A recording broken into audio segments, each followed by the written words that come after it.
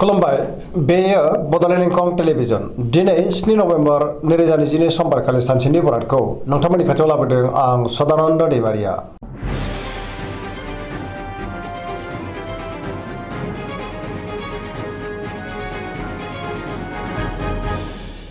सिगां फरायनो लादों मेष राशि गिबि हांखो अ ल दिनैनि साना बारा मोजां नङा। गोसोखौ दिनै जोबोर गुलाय गुजाय मोनगोन। माबा जाहोनाव लाजि फोनांजानोबो हागौ। सांग्रां जानाया गाहाम। सुथुराबो बांनो हागौ। बयजोंबो गोरोबनो गोब्राब जागोन। मावनो लानाय खामानिखौ थि समावनो मावफुंनो हायोब्लाबो गोब्राबै मावनांगोन।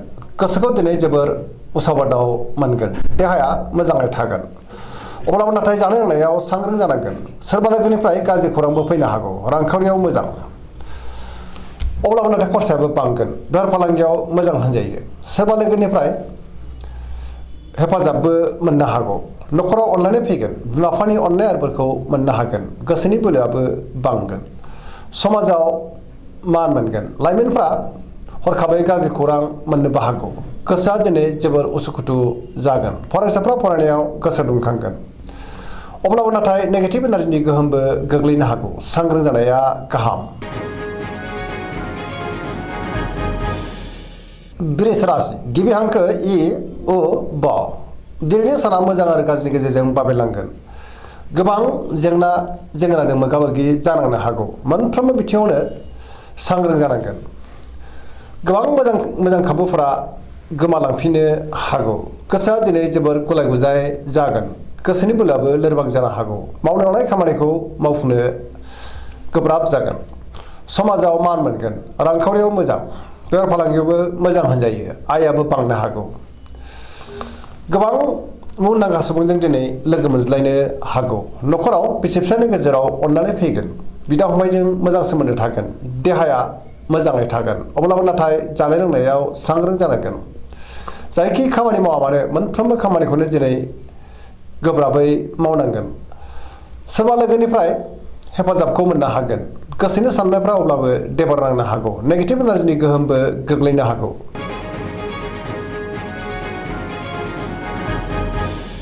मिथुन राशि गिबि हांखो क स दिनैनि साना जोबोर मोजां। पजिटिभ एनार्जिनि गोहोम गोग्लैगोन। गोसोखौ दिनै जोबोर गोजोननाय मोनगोन। गियाननि आंखाल जानाय नङा। गोथों आरो गोग्गो साननो रोंगोन। गोसोआ दिनै जोबोर खुसि जागोन। सोरबा लोगोनिफ्राय मोजां खौरां फैनोबो हागौ। देहाया मोजाङैनो थागोन। रांखावरियाव मोजां। बेफार फालांगियावबो मोजां। आयआबो बांनो हागौ। गोबां धोन आरजिनोबो हागोन। न'खराव दिनै अनलायनाय फैगोन। सोरबा लोगोनिफ्राय मोजां खौरां फैनो हागौ। समाजाव मान मोनगोन। गोसोनि बोलोआबो बांगोन। गावनि गोसोनि साननायखौ दिनै गुबुननो फोरमायनोबो हागोन। गुबुनजों मोजां सोमोन्दो लाखिनोबो रोंगोन। लाइमोनफ्रा दिनै जोबोर रमान्टिक जागोन आरो गावबा गावनि गोसोनि साननायखौ फोरमायलायनोबो हागोन। बहाबा दावबायनो एबा हान्थिनो खाबुबो मोननो हागौ आरो मोजाङैनो हान्थिनोबो हागोन। कर्कट राशि गिबि हांखो ड ह दिनैनि साना जोबोर मोजां। गोबां मोजां खाबु फैनोबो हागौ। गोसोआ दिनै जोबोर खुसि जागोन। माबा मोनसे मोजां खौरां फैनोबो हागौ। सोरबा लोगोजों बाख्नाय जानो हागौ। गोसोनि साननायफ्रा मोगथाङाव जाफुंगोन। गोसोआव पजिटिभ साननाय फैगोन। गोथों आरो गोग्गो साननो रोंगोन। गियाननि आंखाल जानाय नङा। मावनो लानाय खामानिखौ थि समावनो आरो गोरलैयैनो मावफुंनोबो हागोन। रांखावरियाव दिनै जोबोर मोजां। गोबां धोन आरजिनोबो हागोन। बेफार फालांगियाव जोबोर मोजां मुलाम्फा मोनगोन। न'खराव दिनै अनलायनाय फैगोन। सोरबा लोगोजों बाख्नाय जानो हागौ। गुबुननि थाखाय गोबां मोजां खामानि मावनानै होनोबो हागोन। देहाया दिनै मोजाङैनो थागोन। अब्लाबो नाथाय जानाय लोंनायाव सांग्रां जानांगोन। समाजाव बयजोंबो अनसायजागोन। फरायसाफ्रा दिनै फरायनायाव गोसो दुंखांगोन आरो मोजां फिथाइ मोनगोन। पजिटिभ एनार्जिनि गोहोमबो गोग्लैगोन।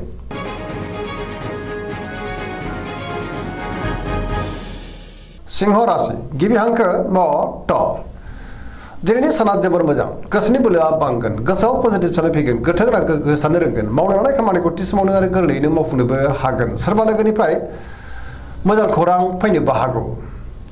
गोसोआ दिनै जोबोर खुसि जागोन। बहाबा दावबायनो एबा हान्थिनो खाबु मोननो हागौ आरो मोजाङैनो हान्थिनोबो हागोन। रांखावरियाव मोजां। बेफार फालांगियावबो दिनै जोबोर मोजां होनजायो। आयआबो बांगोन। न'खराव दिनै अनलायनाय फैगोन। सोरबा लोगोनिफ्राय हेफाजाबखौ मोननो हागौ। समाजाव बयजोंबो मान होजागोन। गुबुननि गोसोखौ गोरलैयैनो बोनोबो हागोन। देहाया दिनै मोजाङैनो थागोन। गुबुननि थाखाय गोबां मोजां खामानि मावनानै होनो हागोन आरो बयजोंबो बाख्नाय जानो हागौ। गोसोआ दिनै जोबोर खुसि जागोन। कन्या राशि गिबि हांखो प ट दिनैनि साना जोबोर मोजां। गुबुननिफ्राय थोजासे हेफाजाब मोनगोन। गोसोआव पजिटिभ साननाय फैगोन। गोथों आरो गोग्गो साननो रोंगोन। गियाननि आंखाल जानाय नङा। मोनफ्रोमबो खामानिखौनो दिनै मोजाङैनो मावफुंलांनो हागोन। रांखावरियाव मोजां। बेफार फालांगियावबो जोबोर मोजां होनजायो। आयाबो बांगोन। न'खराव अननानै फैगोन। गोबां खामानियाव दिनै मुखुबबो थागोन। सोरजोंबा बाख्नाय जानो हागौ। पजिटिभ एनार्जिनि गोहोमबो गोग्लैगोन। लाइमोनफ्रा गावबा गावनि गोसोनि साननायखौ फोरमायलायनो हागोन आरो गोसोआ दिनै जोबोर रमान्टिक जागोन। फरायसाफ्रा दिनै फरायनायाव गोसो दुंखांगोन आरो मोजां फिथाइ मोननोबो हागोन।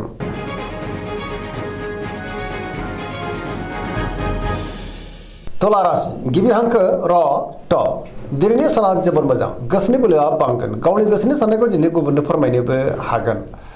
मावनो हानाय खामानिखौ थि समावनो आरो गोरलैयैनो मावफुंनो हागोन। देहाया मोजाङै थागोन। बहाबा हान्थिनो एबा दावबायनो खाबु मोननो हागौ आरो मोजाङैनो हान्थिनोबो हागोन। रांखावरियाव जोबोर मोजां। बेफार फालांगियावबो जोबोर मोजां होनजायो। मोननो गोनांखौबो दिनै मोननो हागौ। न'खराव अननानै फैगोन। बिमा बिफानि अननाय आरिफोरखौ मोनगोन। समाजाव मान मोनगोन।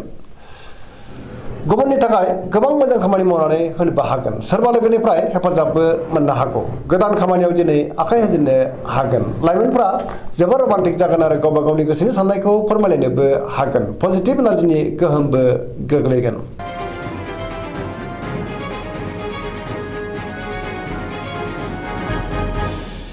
वृश्चिक राशि गिबि हांखो न स दिनैनि साना जोबोर मोजां। समाजाव लोगो लेवा बांगोन। गोबां मुंदांखा सुबुंजों दिनै लोगो मोनज्लायनोबो हागौ। पजिटिभ एनार्जिनि गोहोम गोग्लैगोन। बहाबा दावबायनो एबा हान्थिनो खाबु मोननो हागौ।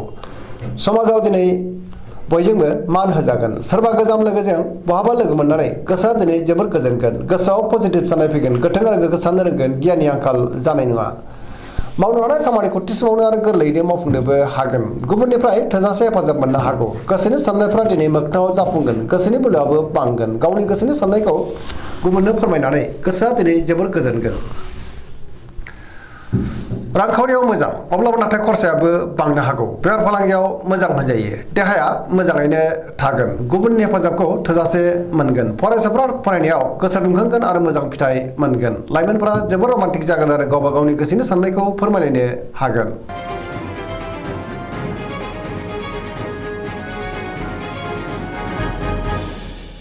धनु राशि गिबि हांखो ढ फ भ दिनैनि साना मोजां आरो गाज्रिनि गेजेरजों बाबेनलांगोन। गोसोआव गोनो गोथो साननाय फैनो हागौ। मावनो हानाय खामानिखौ थि समावनो मावफुंनो गोब्राब जागोन। माबा नङा माबा मोनसे गोरोन्थि जानोबो हागौ। गोसोनि साननायफ्रा दिनै देबर नांगोन। रांखावरियाव मोजां अब्लाबो नाथाय खरसाया बांगोन। बेफार फालांगियाव मोजां होनजायो। गोबां मुंदांखा सुबुंजों दिनै लोगो मोनज्लायनो हागौ। अब्लाबो नाथाय गोसोआ जोबोर उसुखुथु जागोन। समाजाव मान मोनगोन। बहाबा दावबायनो एबा हान्थिनो खाबु मोनगोन। नाथाय अब्लाबो सांग्रां जानाया गाहाम। देहाया दिनै बारा मोजां थानाय नङा। जानाय लोंनायाव सांग्रां जानांगोन। गोबां रोखोमनि देहायारि जेंनाजों मोगा मोगि जानांनोबो हागौ। न'खराव अननानै फैगोन। बिदा फंबायनिफ्राय हेफाजाबखौ मोननो हागोन। सोरबा लोगोनिफ्राय गाज्रि खौरांबो फैनो हागौ। लाइमोनफोरनि गोसोआ दिनै जोबोर उसुखुथु जागोन।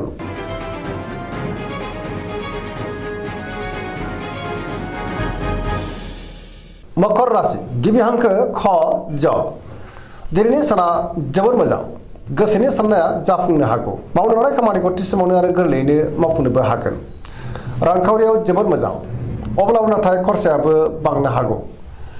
बेफार फालांगियाव जोबोर मोजां मुलाम्फा मोनगोन। गुबुनजों मोजां सोमोन्दो लाखिनोबो रोंगोन। मोनफ्रोमबो खामानिखौ दिनै मोजाङैनो मावफुंलांनो हागोन। गोदान खामानियाव आखाइ होजेननोबो हागोन। न'खराव अननानै फैगोन। बिदा फंबायनिफ्राय थोजासे हेफाजाबबो मोननो हागौ।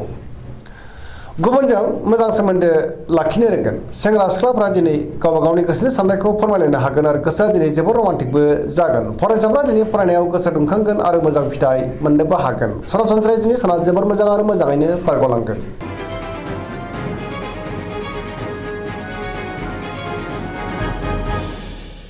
कुम्भ राशि गिबि हांखो ग स दिनैनि साना जोबोर मोजां गोसोखौ दिनै जोबोर गोजोननाय मोनगोन मावनो लानाय खामानिखौ थि समावनो आरो गोरलैयैनो मावफुंनोबो हागोन बहानिफ्रायबा मोजां खौरां फैनोबो हागौ समाजाव दिनै गोबां मान मोनगोन गोबां मुंदांखा सुबुंजों लोगो मोनज्लायनो हागौ रांखावरियाव जोबोर मोजां बहानिफ्रायबा गोबां धोन आरजिनोबो हागोन बेफार फालांगियाव दिनै जोबोर मोजां मुलाम्फा मोनगोन देहाया मोजाङै थागोन न'खराव अननानै फैगोन गुबुननिफ्राय थोजासे हेफाजाबबो मोनगोन बिमा बिफानि अननाय आरिफोरखौबो मोननो हागौ बहाबा दावबायनो एबा हान्थिनो खाबु मोनगोन आरो मोजाङैनो हान्थिनोबो हागोन पजिटिभ एनार्जिनि गोहोम गोग्लैगोन